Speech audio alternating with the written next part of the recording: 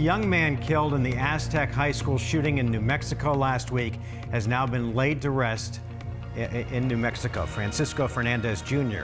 was just 17 years old. Police say a deranged gunman dressed up as a student and walked onto the campus with the intent to kill.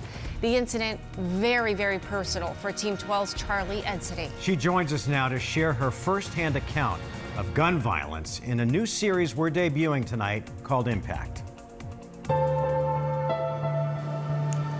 The shooting at Aztec High School has a very personal connection to me because two of my cousins are currently students there and were on campus when the shooting happened. Now, my whole family is so incredibly thankful that we can say that they are safe.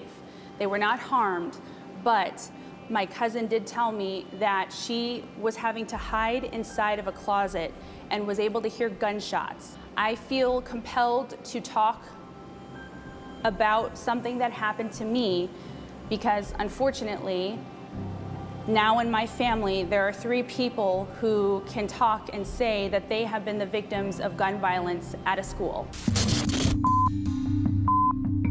The fear and uncertainty could be seen on the faces of the children. Face covered with the eyes cut out. Dressed in camouflage and carrying a loaded gun, had calmly walked on campus and into a classroom. I saw him walk in and I was there, like a wave of confusion came over me.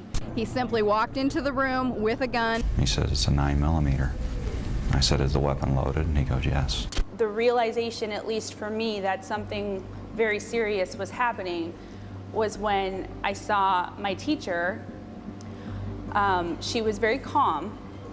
She told all of us, everyone just get on the ground. And I remember she started to get on the ground herself.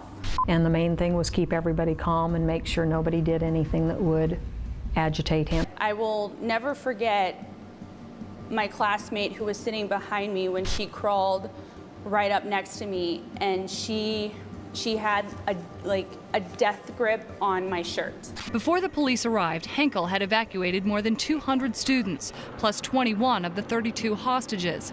I actually had to walk past him and have my back to him, and I did not know what he was going to do.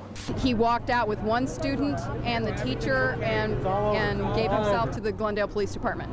I did think that I was going to die. And as a 14-year-old, having that kind of a thought cross your mind inside of a school where you should feel safe. School should be the last place where this would occur. I asked my mom, I asked her what that was like to get that kind of a phone call. And she said it was the worst phone call of her life. I do remember sitting in that math class with my same teacher and having class as normal after the fact. And every so often when the door would open, my heart would kind of skip a beat a little bit because it would just bring back that memory of what happened when one of my classmates walked in with a loaded gun. It makes me sad and it makes me angry. This is not something that you want to have in common with other people. And my hope is that somehow, some way, we can restore the safety in our schools, because children should not be worried about their safety when they go to school. Parents should not be hesitant or worried or scared about what could happen to their child when they go to school. Wow.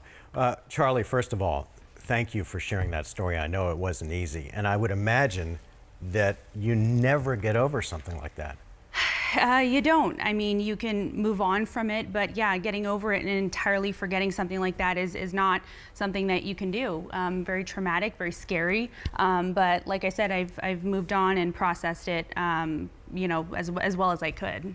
And that happened 17 years ago. Yeah. Back in 2000. But every time you see a school shooting, Yeah, I mean, and especially doing this job and being in this line of business, it's hard sometimes to hear about some of the violence happening at schools and not think about what happened to me. You know, and so I just, you know, learned to work through that. And I think it helps me as a journalist to have that perspective sometimes because I know what that's like. Yeah. And thank goodness you and your classmates and everybody made it out alive. Yeah. Thank you. All right, Charly, thanks. Well, if you've been through a big event and you'd like to share your powerful story with us, email us at impact@12news.com. You can also connect with us on the 12 News Facebook page.